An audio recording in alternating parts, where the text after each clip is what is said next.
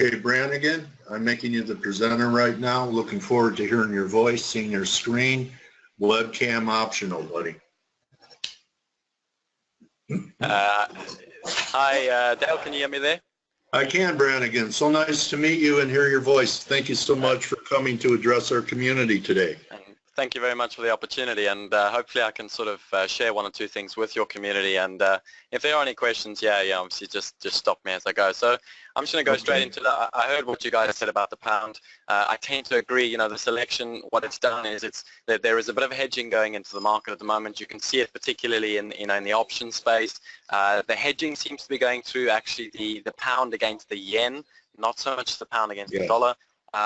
What is interesting, I think, if someone did point a gun at my head and say pick a direction, I wouldn't want to pick a direction. I think trade location wise, we're in a very interesting spot, and I'm going to kind of go through this from a little bit of a backwards approach, a little bit of a top-down approach, and then hopefully you can get a sort of an overview of how I would approach the market. So before you start, Brannigan, and it's an interview, not a monologue. Oh, okay, cool. Sorry. All right. It's interesting to our community to know where people like you that are professional traders that teach people, how you got started. What was the influence that got you involved in the business, a mentor? How did it happen to you? Who would you give credit to for getting involved in the business? Why don't you tell us a little bit about your story in the early stages? Yeah, cool. So very simply, obviously, I started as a broker. Wanted to get into sort of outright discretionary trading. Flew over to London, started at a prop firm who gave me, they backed me financially back in the day when prop firms were quite eager to sort of financially back traders. And then obviously sort of slowly but surely developed my skills and was fortunate enough to be in a firm surrounded by extremely, sort of experienced traders, guys that have been around, in hiking cycles, guys that have been around in, the financial crisis, the '08 Lehman collapse. So I got to see a sort of a bunch of traders with loads of different skills.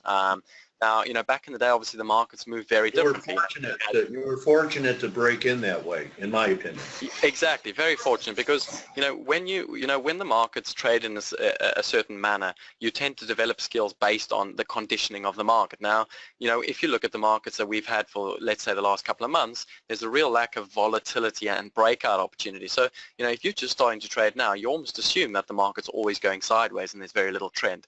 Now, if you go back to 2011, 2012, 2013, if you were a trend trader and you were skilled in trend trading, you did particularly well. You try and apply that same sort of skill set now, and it's just a completely different game. So I was very fortunate to be around, traders with different types of experience, and obviously that sort of catapulted my learning experience.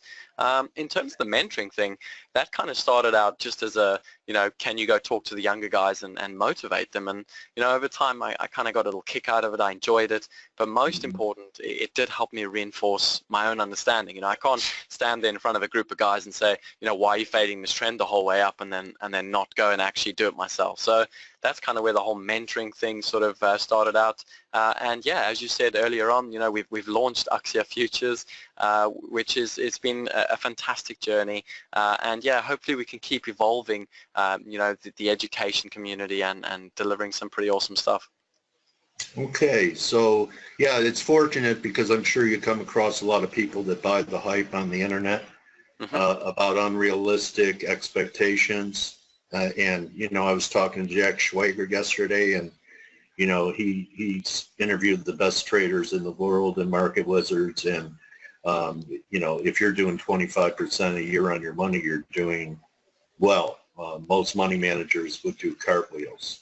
So it was fortunate that you came in and were surrounded by veterans, and now you're an old guy. So why don't you tell me what you're seeing here in the Dixie, making new lows here?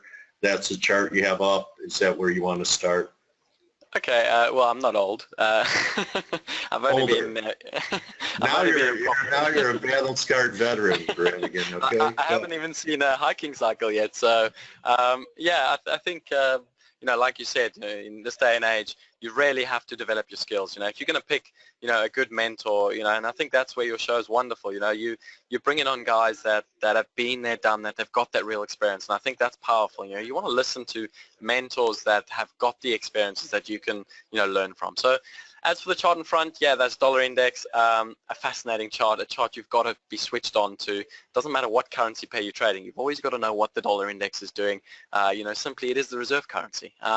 Now, what's interesting about this is obviously, we are down on the year 7%. Not many people or not many newspapers are highlighting that, but we're down 7% in the dollar this year. Yes, a lot of that has to it's got to do with the euro. The index is heavily weighted toward the euro. But what is a fascinating level and something, not just our prop firm is paying close attention to, but what everyone should be paying attention to is the Trump low that we made back in November last year. It's not even a percent away. We get close to that, and there is definitely still dollar bulls in the market. There's a lot of longer term participants that are still, long the theme of divergence of America against the rest of the world, and that divergence just isn't happening. We're seeing not necessarily an aggressive slowdown in the US, but we're actually starting to see the rest of the world grow a little bit. So, what is also fascinating is that, we're expecting there's a 90% chance of a rate hike next week from the Fed. So, we've got this rate hike coming into play, and yet the dollar is still getting slammed. So right now, it's looking like there's a really big dollar plunge coming here. Call it another 2, 3, 4% move. So for me, it's just about picking, the currency against the dollar that's going to give you the best bang for the buck. And there's a number of candidates. You got to look at the euro, you got to look at the sterling. There's the yen even. There's a couple of really big numbers that you can make your month, make your year on, but you've got to be prepared for it, and you've also got to know how you're going to execute and take advantage. So when you take a trade, do you know where you're going to, yesterday Jack said, before you get in, know where you're going to get out. So when you put together a trade plan, is it based upon some type of technical contingency that's going to give you a stop if that contingency is negated? I think you've sort of stumbled on something extremely important there. Every single trader, I think one of the biggest mistakes a lot of new traders make is that they're always searching for a stop. They always want to understand where a stop goes, and they'll say, well, where's your stop and where's your stop? Now, one thing I was taught from very young age, and I think most of our traders apply this methodology, is we stop out where the reason for entry has become invalid. Very simply put, let's say you're taking a breakout trade. We all know breakout. Let's say we take out that dollar index low and we're expecting a major move in the dollar. Now, by its very nature, when we take out a key area and we are seeing a breakout, you should see one of two things. You should see volume and you should see volatility in the direction of the break. Now, the first thing to say to yourself is, if the context for you entering is that there's going to be volatility, volume, and trend, then by that very nature, the minute you no longer see that, the minute that becomes invalidated, that is when you exit the trade. That is when the stop comes into play. So 100%, before you clicking that mouse, you've got to know where the trade is invalid, and that's where the stop goes. The minute you have it, I don't even want to say a trade idea, the minute you have a stop for a trade, you've got a very, very strong trade opportunity, because as long as you're managing risk, it's a flip of a coin. You can flip a coin and guess which way the market goes. So long as you're managing risk, you're going to make money in the long run. Okay, so Brannigan, you're talking about many markets have retraced most of the moves that happened after the election in the U.S. Yes. Except for, something that's in a parallel universe, stock indices. Yes. Are you a believer that there's manipulation or plunge protection team or some type of central planning that's holding up the stock market since gold has taken out the election low, the yen is approaching it, the dollar's approaching it, yet the S&Ps are near all-time highs? How do you explain that to your mentees? What I would say is, again, the plunge protection team did give me a little giggle when I read that article. I'm not a conspiracy theorist, but what I would say, I think to understand, the E-mini S&P, I think there's two things you got to understand, and the first is the fundamental backdrop. A lot of people don't understand that, since, let's say, for instance, the Fed started tapering back in 2013. what we've seen in terms of, monetary conditions, or, in terms of rate conditions, is that they actually have become even more accommodative. You go look at a 10-year yield and look where we're trading today. We're trading at the lowest yields, even lower than when we started tapering back in 2013. So first and foremost, I think you've got to understand the backdrop, which is we're in a low yield environment where there's very little opportunity to make yield, okay, except for in the equity market. So the case is, it's, there's so little yield going around that you've got to start taking more and more risk to get some form of yield. And I think that's why, what we're seeing is this trend being chased higher. I don't necessarily agree with it. I don't necessarily always understand it. But I can accept that so long as that we're in a low yield environment, and so long as, pretty much the Fed is taking a gradual path and not really overly concerned, I think we're going to continue to see this trend. Maybe not trend, but I don't think we're going to see prices go down until something gives way. That's the first thing.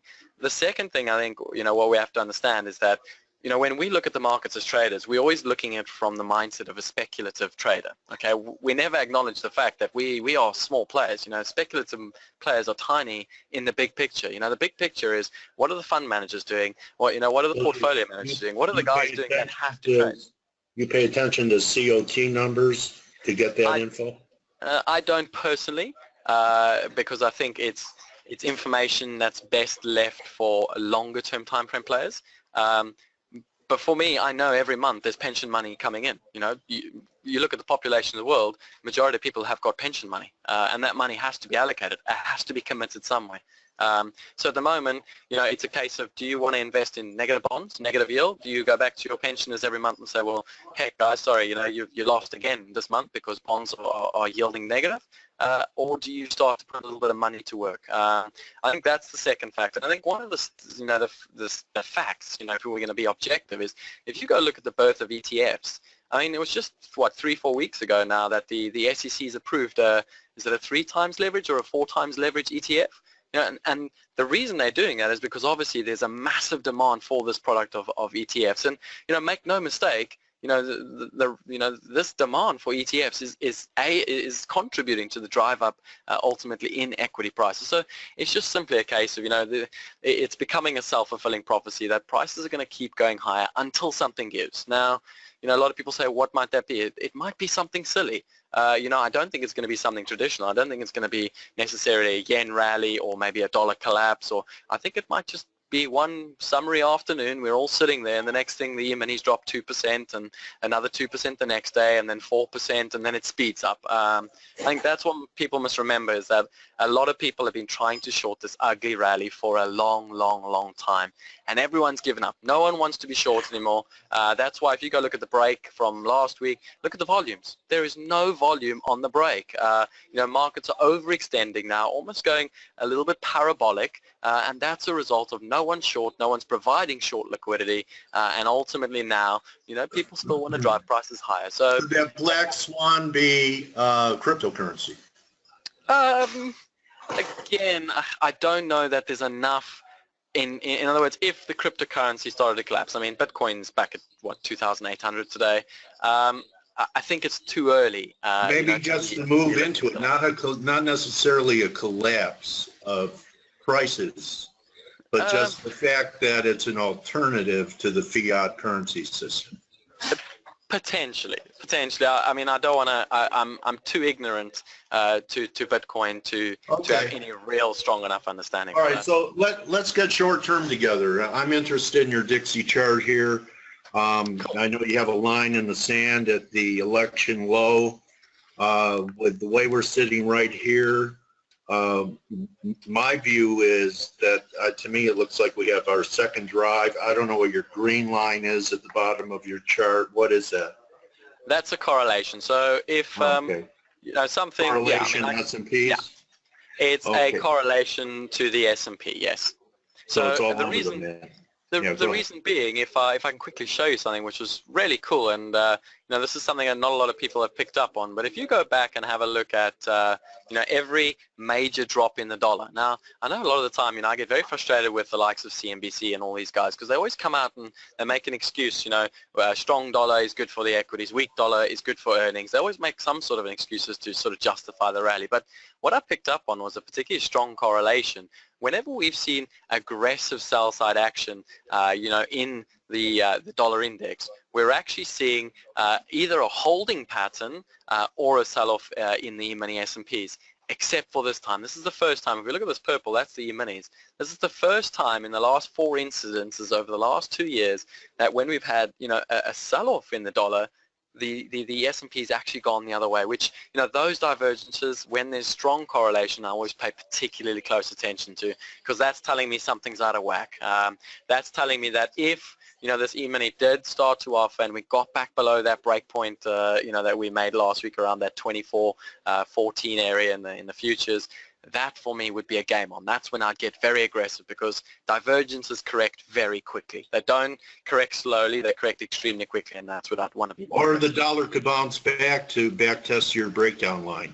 Or the dollar, exactly. Or the dollar goes back bid and the world is saved, and then we have another excuse to buy equities again. Okay, interesting. What else is on your radar screen that you want to share with us today? I think the pound is one you definitely got to be paying attention to, simply because of the election coming up.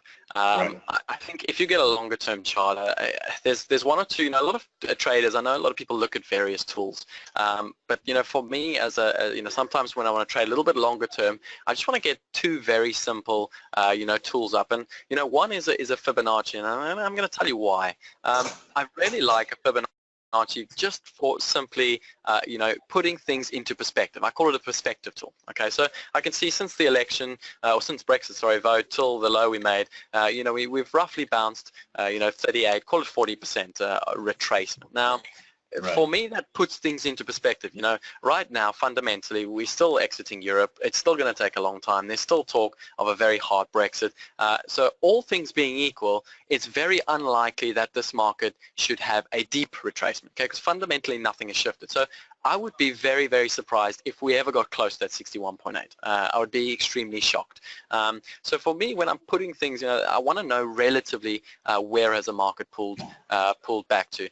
Then the second thing I love to look at is sort of what we call accumulation distribution zones, and that's this little pink box here. All that's showing to me is it's showing, on a weekly chart, we could see the market sat for almost a good 2.5, 3 months before we got an extension in this range. Some people call that a supply zone.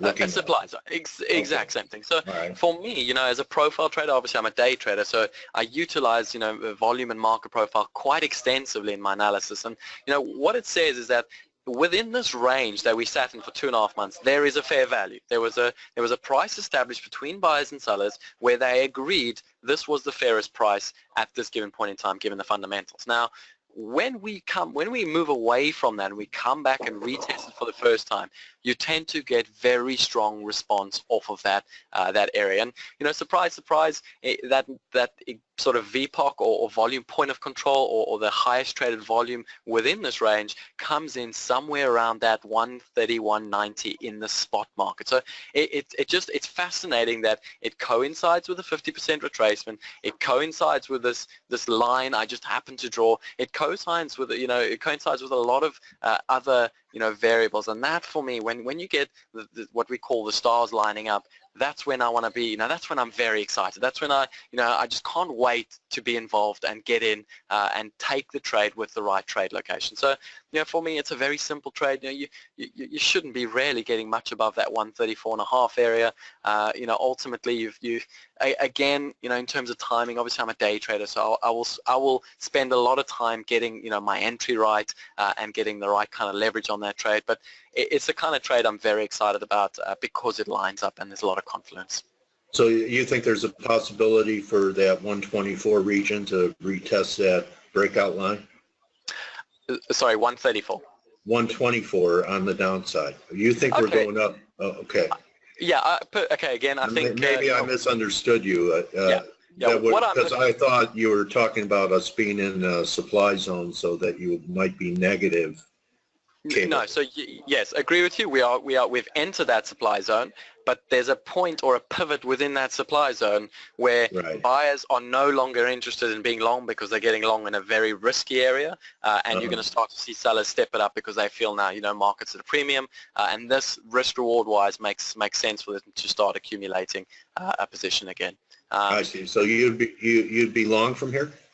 It depends, and I think this is it's all got to do with the election. I think your presenter earlier said it very nicely. At the end of the day, it all has to do with the election result. I think this is going to be one of the easier outcomes as well because it's quite binary. The expectation is a conservative majority win. I think if you get that conservative majority win, just with how weak the dollar is and the structure of this cable market at the moment, I can't see cable not taking out that 130.50 area. It was, if you go watch how that market made that top, it was very poorly done. The auctioning process up there was just very bad. It wasn't like sellers stepped in and said, thank you very much, I'm going all in here, I'm going short, this is the trade of a lifetime. We spent a lot of time up there.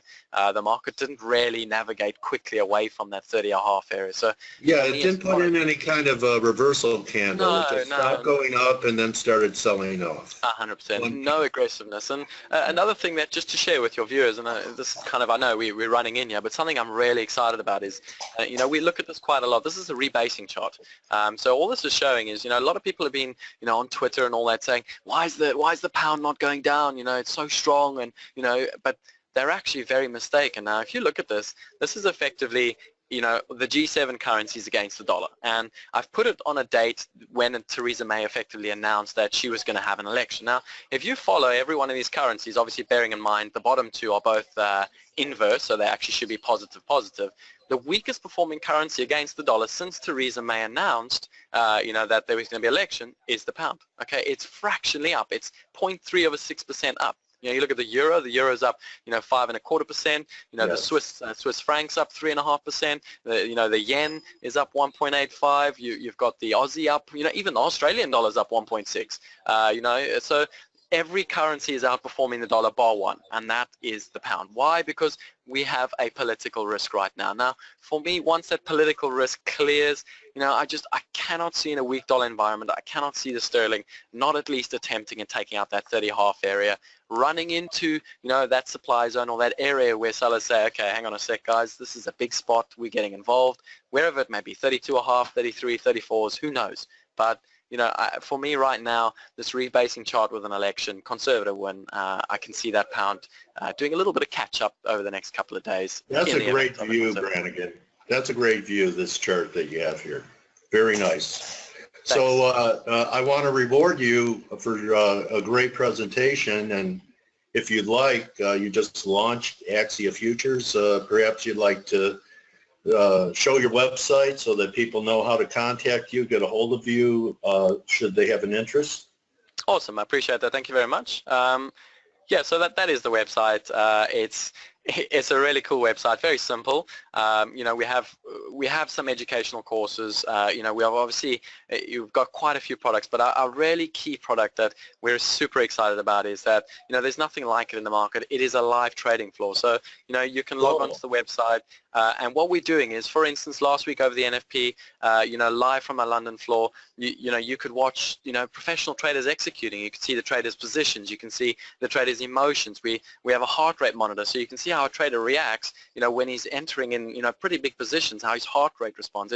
It's an incredibly interactive, tool that the purpose is not necessarily that you copy traders, okay? The purpose is that you ask yourself, okay, bang, something's come out. Why is the entire floor gone long, euro dollar? Well, what is it that they're trading? Is there structure there? Is there something fundamentally? So, we've got some really super exciting products. What a great environment. I miss it. I miss the floor, and I miss, the big office with a bunch of contemporaries in the office to do it. I love my commute, one room to another, and which bathrobe should I wear, but what a great environment for people to learn. I want to thank you so much for taking the time today, Brannigan, and wish you and your associates and your mentees all the success in the world with your new venture. And what a cool environment for someone to go to London and hang out on the trading floor like that. And thank you very much, and appreciate the opportunity. And yeah, hopefully you can keep up the good work. You know, it's impressive what you're doing. You know, offering yourself to the market. So thank you very much for the opportunity. You're very welcome. Good hunting, my trading warrior brother, Brannigan Barrett. And you could also follow Brannigan. What's your Twitter handle again? Yeah, Trader. Trader_Bran. Okay, Bran. All right. Thank you so much, Brannigan. Pleasure meeting. Thank you very much. All right, buddy. Good luck on the pound after the election. I appreciate it. Thank you very much. All right, buddy. Good hunting. Okay, everybody. All right, Andrew. Okay, F.A.C.E, have a great afternoon. See everyone tomorrow. You're very welcome, Heidi. I want to thank Blake. Great grocery shopping trip he did yesterday, and thanks Steve Volge and Stelios, and I want to thank Grega for his video on the Euro, which has given me some ideas, and I'll see everyone tomorrow. I want to thank Nick for giving me great ideas every day. Consider becoming a subscriber, and I'll see everyone mañana. You're very welcome, Mike. See you, Kevin.